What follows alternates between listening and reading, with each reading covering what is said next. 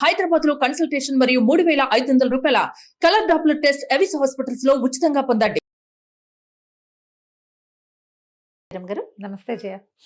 ఏదైనా ఒక చిన్న సిరీస్ స్టార్ట్ చేస్తారా? చిన్నగా ఒక 2-3 భాగాలు ఉండేలాగా. తెలివైన వీరలక్ష్మి కథ. ఒక ఊళ్ళో పూర్వకాలంలో 4 అక్క చెల్లెళ్ళు ఉండేవాళ్ళు. అమ్మ నాన్న చనిపోయారు తొందరగా వాళ్ళకి. ఆఖరి పిల్ల కొంచెం లేటుగా పుట్టి. పెద్దక్కయ్యలు ముగ్గురికి పెళ్ళిళ్ళని, ఈ పిల్ల చిన్నపిల్ల. అక్కయ్యలే అమ్మా నాన్న లోటు తెలియకుండా పెంచుకున్నారు. ఆ పిల్ల పేరు వీరలక్ష్మి. అయితే కొంతకాలం పోయి ఇక పిల్ల కొంచెం 11వ ఏడో 13వ ఏడో 12వ ఏడో వచ్చాక ఒక మంచి సంబంధం చూసి పెళ్లి చేశారు. వాళ్ళు కొంచెం దూరం పెళ్లి సంబంధం. 2 తెలుగు రాష్ట్రాలలో మొట్టమొదటి factory outlet jewellery shop Mukunda jewelleries. సరే పెళ్ళయింది. అప్పట్లో పెళ్ళిళ్ళు అంటే ఎంతసేపు వాళ్ళు మన ఇంటికి రావడం, మన వాళ్ళ ఇంటికి వెళ్ళటం ఉండేది కాదు. ఏదో మాట్లాడుకునేవాళ్ళు, మధ్యవర్తులు వెళ్ళి చూసొచ్చి, లేకపోతే ఆ ఊళ్ళో ఉన్న వాళ్ళ చుట్టాలో ఎవరో ఆ పిల్లాడు పొడుగ్గా ఉన్నాడు, తెల్లగా ఉన్నాడు, పొట్టుగా ఉన్నాడు ఏదో చెప్పేవాళ్ళు. ఆస్తుంది స్వాస్తుంది అని. అసలు ఆ రోజుల్లో పొడుగు పొట్టి తెలుపు అందచందాల ధోరణే ఉండేది కాదు. అసలు చూసుకునే వాళ్ళు కాదనుకుంటాను కదండి.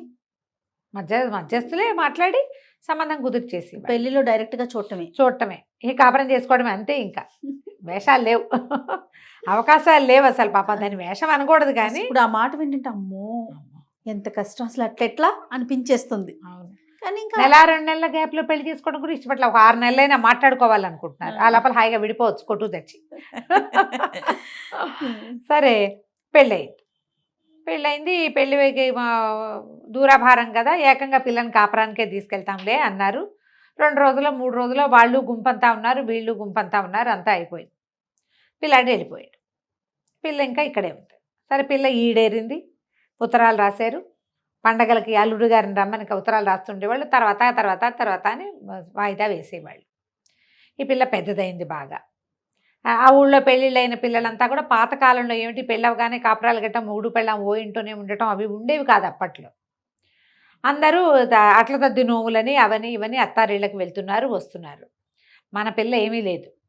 ఈ వీరలక్ష్మి వాళ్ళ అక్కయ్యే అట్టతద్దు నోములు అవి నోవించేసింది ఇంట్లో. వాళ్ళ పెద్ద అక్కయ్య నోములు నోవించింది.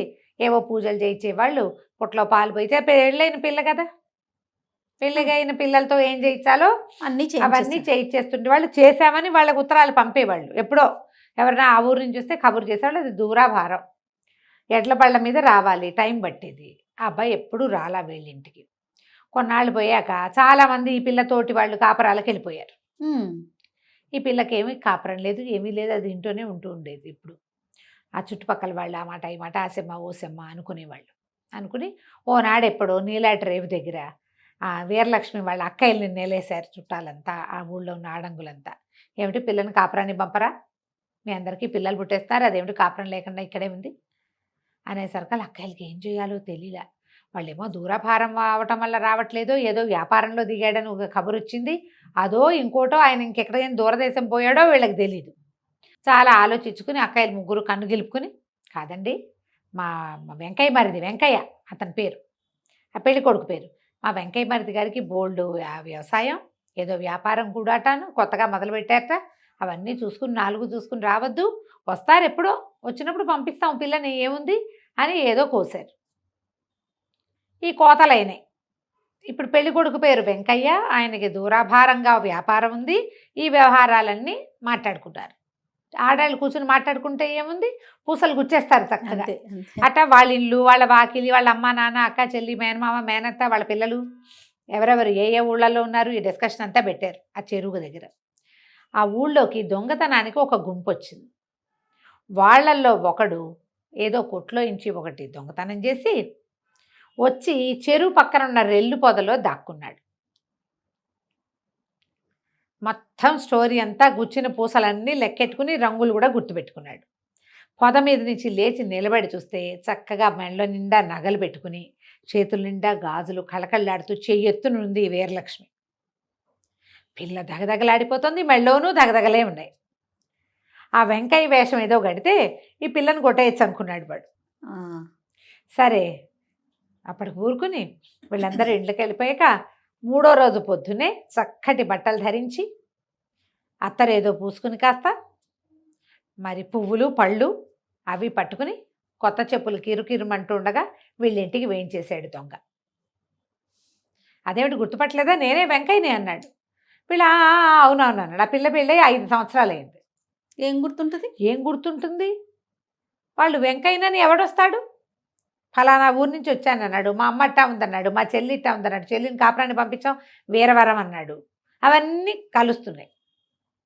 ఈ వెంకయ్య వీడేనో కాదో వీళ్ళకి తెలియదు, కానీ వెంకయ్యనని భావించారు అక్కయ్యలు. అనుమానం కూడా లేదు. అనుమానం లేదు. పిల్ల కొంచెం సిగ్గుబడి లోపలే ఉంది, కానీ మెల్లిగా భర్తకి పరిచయం చేయడానికి కాఫీ కాకపోతే ఏదో తీర్థం ప్రసాదం ఇవ్వడానికి దగ్గరికి వెళ్ళి చూస్తే ఇదేమిటి వీడు ఇలా ఉన్నాడు అనుకుంది పిల్ల.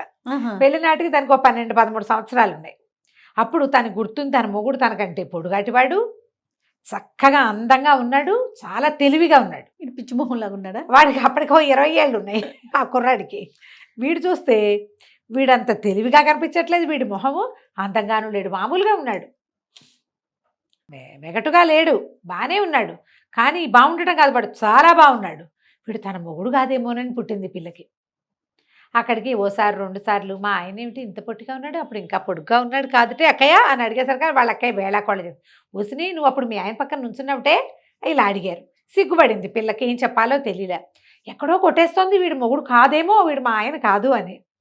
ఎంత అనుకున్నా వీళ్ళు పడనివ్వటం లేదు అక్కయ్యలు. పైగా చుట్టుపక్కల వాళ్ళతో పడలేకుండా ఉన్నారు వాళ్ళు. పిల్లల్ని కాపురానికి ఎప్పుడు పంపిస్తాం, అది 14వ ఏటే మెచ్యూర్ అయింది, ఇప్పుడు 18వ ఏడు వచ్చింది. 4 సంవత్సరాలు పిల్లల్ని ఇంట్లో అట్టు పెట్టుకుంటే కష్టమే. ఆ ఊళ్ళల్లో అలా చేసేవాళ్ళు కాదు. మెచ్యూర్ అయ్యాక ఒక 2-3 నెలల్లో పంపేసేవాళ్ళు ఆ రోజుల్లో. బాగా పోషించి మెచ్యూర్ అయిన 3-4 నెలలకల్లా కాపురాన్ని పంపేసేవాళ్ళు. అప్పటి నుంచి స్టార్ట్ అయ్యేది వాళ్ళ కాంజుగల్ లైఫ్. ఇప్పట్లాగా 25 ఏళ్ళు రావాలి 30 ఏళ్ళు రావాలి పిల్లలు చిన్నపిల్లలు ఆ ఫీలింగ్స్ ఉండేవి కాదు. మెచ్యూర్ కాకపోతే చిన్నపిల్ల, వన్స్ మెచ్యూర్ అయిందా పెద్దదే. పిల్ల బలహీనంగా ఉంటే పోషించేవాళ్ళు దాన్ని బాగా పోషణ చేసి పిల్లలు ఏపుగా ఉండేవాళ్ళు. ఈ పిల్లకి ఏం చేయాలో తెలియలేదు. అయితే వీళ్ళు ఏమన్నారు, ఇంకా 4 రోజులు ఉండండి, వారం రోజులు ఉండండి, శుభకార్యం అవి జరిపిస్తామని అడిగారు. అవేమొద్దు, మా ఇంటికి వెళ్ళి చేసుకుంటాము, ప్రయాణం పెద్దది, మరి పంపేసేయండి పిల్లని అన్నాడు. అనేసరికల్లా సరే వాడికేంటి ఎక్కడ తన బండారం బయటపడుతుందో అని వాడి భయము. సరే వీళ్ళు ఏం చేశారు, సామాన్లు అవి సర్దారు, పిల్లకి చక్కగా దాని బట్టలు గిట్టలు 2 మూటలు కట్టారు, నగా నాణ్యం అన్నీ పెట్టారు, పసుపు రాసి దానికి ఇది పెట్టి చల్లివిడి పెట్టి వాళ్ళు మొగుడుతోటి బయలుదేరి తీశారు. ఈ పిల్ల కొట్టేస్తూనే ఉంది. సరే ఏదో ఊరు అతను తీసుకెళ్తాడు అనుకున్నారు. ఓ బండి ఇచ్చారు, పాలేరుని పంపిస్తా అంటే పాలేరు అక్కర్లేదు బండి ఉంటే చాలు అన్నాడు. నేను తీసుకెళ్ళిపోతాను, వచ్చేటప్పుడు ఎవరిదో బండిలో వచ్చా, మీరు బండి ఇప్పించారంటే ఊళ్ళో ఓ బండి ఇప్పించారు. బండి వేసుకుని భార్యని వెంట పెట్టుకుని తీసుకుపోయి పిల్లని వెంట పెట్టుకున్నాడు. వీరలక్ష్మిని తీసుకెళ్ళి ఎంతో దూరం వెళ్ళిపోతాం అనుకుంది. ఇది అంత దూరం వెళ్ళాల. మర్నాడు ఉదయం బయలుదేరారు. మధ్యాహ్నం కాస్త అయ్యేసరికి ఓ చోట ఒక పల్లెలోకి తీసుకెళ్ళాడు. ఆ పల్లెలో ఒక 10-12 ఇళ్ళు ఉన్నాయి. ఆ 12 ఇళ్ళు దొంగలవే. వాడు ఎక్కడికి తీసుకెళ్తాడు పాపం, వాడి ప్లేస్కే వాడు తీసుకెళ్ళాలి. వాడిని పాపం అంటున్నావు పాపం నువ్వు. అక్కడి నుంచి ఆ గుడిసెల్లో ఒక పెద్ద గుడిసెగా ఉన్న దాని దగ్గరికి వెళ్ళి, అమ్మ తలుపు తీవే, కొత్త కోడల్ని తీసుకొచ్చాను, తీవే అని తలుపు కొట్టాడు. లోపల నుంచి ఒక ముసలి మామ వచ్చి తలుపు తీసింది. బంగార బొమ్మలా ఉంది. వీరలక్ష్మిని చూసేసరికి అటు సంతోషించేసింది. అయ్యి బాబోయ్ ఎంత బాగుంది పిల్ల, ఎంత చక్కటి పిల్లరా, ఎంత చక్కటి పిల్లని తెచ్చావరా నాయన బంగారు కొండ అంది. సరే పిల్లని లోపల ప్రవేశపెట్టారు. అది బయటికి గుడిసెగా ఉంది కానీ లోపల బోలెడన్ని బట్టలు, ఒక దండం మీద బోలెడన్ని పట్టు చీరలు పడేసి ఉన్నాయి. వీడు ఎక్కడి నుంచో కొట్టేసుకొచ్చాడు వాడిని. అక్కడి నుంచి ఇంతవి ఎన్ని వెండి సామాన్లో, బోల్డని వెండి సామాను. అవి కూడా ఏమి వీళ్ళు పొట్లం చేస్తున్నట్టుగా లేవు, పక్కన బారేస్తున్నాయి అవి. మన ఇంట్లో వెండి సామాన్ అంటే మనం ఏం దాచుకుంటాం, దాచపోయినా వెండి కంచాలు ఓబొత్తి, గ్లాసులు ఓబొత్తి, ఇతడి గిన్నెలు ఉంటే గిన్నె మీద గిన్నె పెట్టి వైనంగా పెట్టుకుంటారు. మన ఇంట్లో సామాన్ అయితే మనం ఎక్కడి నుంచైనా తెచ్చినవైతే, ఇప్పుడు మనం ఊరెళ్ళి వచ్చాము సామాన్లు ఎట్లా ఉంటాయి, బజార్ వెళ్ళి వచ్చాము అవన్నీ కుప్పల్లా పడేసి ఉంటాయి. బయట నుంచి తెచ్చినవి కుప్పల్లా ఉంటాయి. ఆల్రెడీ ఇంట్లో ఎగ్జిస్టింగ్ సామాన్లు జాగ్రత్తగా పెట్టు వైనంగా కుదురుగా మటసంగా పెట్టబడి ఉంటాయి. ఇక్కడ ఏం మటసాలు అవి ఏం లేవు, ఇసురు పడేసి ఉన్నాయి. ఇంకా సద్దని సామాన్లు అనమాట అవి. ఇంకా వాటిని సెగ్రిగేట్ చేసి దానికి సెపరేట్ చేయబడాల. అమ్మో ఊరు నిండా దొంగతనాలు అవుతున్నాయి, ఈ చచ్చినవాడు ఆ దొంగ కాబోలు భలే దొరికేసాను, ఇప్పటికి ఎలాగా కనిపెట్టేసింది పిల్ల. పెట్టేస్తే దానికి అర్థమైపోయింది. ఎందుకంటే వాళ్ళది పల్లె కాదు, దానికి తెలిసినంత మటుకు 7 ఇళ్ళే ఉండటం ఏమిటి, పూరిళ్ళు ఉండటం ఏంటి, వాళ్ళది మండుబా ఇల్లు గుర్తుంది, తన ఆడబడుచు వాళ్ళు చెప్పినవి. ఉయ్యాల బల్ల ఉంది మా ఇంట్లో, తోట ఉంది, ఇక్కడ తోట లేదు, ఏం లేదు, ఉయ్యాల బాల లేదు, అంతా ఒకటే రకంగా ఉంది. సరే బాగా ఆలోచించుకుని ఏం చెప్పిందంటే, అత్త మరేమో మాకు అట్ల తద్ది నోవు ఉంది, నోవు తీర్చకుండా కాపురం చేసుకోకూడదు, మరి మా ఇంటి దగ్గరే ఉండు, నోవులు తీర్పించి పంపిస్తామని మా అక్కయ్య వాళ్ళు చెప్తే నీ కొడుకేమో నీకు నన్ను చూపించాలని తీసుకొచ్చేసాడు, మరి అట్ల తద్ది నోవులు చేసుకోవాలత్త, నోవు చేసుకుని అప్పుడు కాపురం పెట్టుకుంటాము అన్నది. అని చెప్పేసరికల్లా ముసలావిడంది, అవును రోయ్, దేవుళ్ళతోటి చాలా కష్టం, అవన్నీ చెయ్యాలి మనం, అవన్నీ పట్టుకున్నామని. సరే ఏమేం కావాలో చెప్పమన్నాడు. ఇప్పుడు పిల్ల బాగా ఆలోచించి కొబ్బరికాయలు, గిబ్బరికాయలు, తమలపాకులు, గిమ్మలపాకులు, కాటిక్కాయలు, గీటిక్కాయలు, చేటలు, గీటలు, పీటలు, గీటలు అని మొత్తం వాడి కాగితం తెచ్చుకున్నాడు, రాసుకున్నాడు ఫుల్. చేటలు 3, గీటలు 3, కొబ్బరికాయలు 3, గిబ్బరికాయలు 3, కాటికాయలు, గిటికాయలు, పసుపు కుంకం, గింకం, పసుపు గిసుపు, ఇక దాని ఇష్టం. మొత్తం లిస్ట్ అంతా చెప్పింది. వీడు అన్నీ రాసేసుకున్నాడు. సరే తెస్తానన్నాడు. వాడు పోయాడు. ఇదేం చేసింది పిల్ల, అటు ఇటు చూస్తుంటే అత్తగారు ఏవో పళ్ళు అవి తింటాను పెట్టి, మధ్యాహ్నం అయ్యేసరికల్లా అమ్మాయి నిద్ర వస్తుంది, నాకు తల్లో పేలమ్మా, మరి ఈయన పేరు ఉంది నా దగ్గర, కాసేపు తలదువుతావు అంది. ఒక పిల్ల దొరికేసరికి తల దువ్వించుకుందాం అనుకుంది. సరే ముసలిది చూస్తే ముసలిదానికి కూడా చేతులు ఓ రకం ఇంకోగా ఏది ఈవెన్గా లేదు. అర్థమైపోయింది. ఇప్పుడు ముందు ముసలిదాన్ని వదిలించుకోవాలి, తర్వాత మొగుడు వాడిని వదిలించుకోవాలి. సరే ఏం చేసింది, కొంచెం ఎండలోకి అత్తగారిని కూర్చోబెట్టి ఆ ముసలమ్మని తలదువ్వటం మొదలుపెట్టింది. తలదువ్వుతుంటే అటుటా నిద్రపోతుంది. ఏం చేసింది పిల్ల, ఎంత తెలివిగలదంటే అది కంచి పారిపోవాలి, వీళ్ళకి దొరకకూడదు. ఆ పక్కనే ఒక మడ్డు కత్తి పెట్టుంది. పిల్ల కత్తి తీసి అత్తగారి, ముసలమ్మది, అత్తగారు అనకూడదు, అత్తగారు అంటే ఏదోగా వినపడదు, అత్తగారు చంపేసిందా అంటావు ఇప్పుడు. అవునవును. చంపేసింది, కోసేసి ఏం చేసి అంతా నెత్తురుమయం. మెల్లిగా లేచి ఈవిడేమో రాట్నం వడికేందుకు రాట్నం కూడా కొట్టుకొచ్చాడు వాడు ఎక్కడో, ఆ రాట్నం దగ్గర కూర్చోబెట్టేసింది బాడీని. ఆ తల పట్టుకెళ్ళి ఆ పొయ్యి దగ్గర పైన చూరుకి వేళ్లాడు కట్టి ఆ పొయ్యి మీద ఒక పెనం పెట్టింది. పొయ్యి కాలుతోంది, పెనం పెట్టేసి బయటకు యువతలకు వచ్చేసింది. ఇప్పుడు ఏం చేయాలి, చేతులు కాళ్ళు కడిగేసుకుంది. దీని మీద దండం మీద బోలెడన్ని పట్టు చీరలు ఉన్నాయి, చెప్పాక ముందే చీరలు ఉన్నాయని. చకచక ఏం చేసి ఒంటి మీద ఉన్న చీర అంతా నెత్తుటిమైపోయింది. చీర ఓడదీసి పక్కన పారేసి శుభ్రంగా పట్టు చీర కట్టుకుంది. అక్కడి నుంచి జుట్టు జడ అల్లుకుని వచ్చేటప్పుడు దానికి ఇంత బారెడు జుట్టు అంతా ఓడదీసేసి ముందుకి వెనక్కి వేసి జుట్టు అంతా ఇంత జీబు కంపలా వచ్చేలాగా చేసుకుంది. ఇక అక్కడి నుంచి తను తెచ్చిన సామాన్లలో బండి దించుకుని సామాన్లు తెచ్చారుగా, అక్కయ్య వాళ్ళు పసుపు కుంకాలు ఇచ్చారు కదా, ఇంత పసుపు తీసి బాగా ముద్దలా కలిపి మొహానికి చేతులకి పట్టించేసుకుంది పచ్చగా.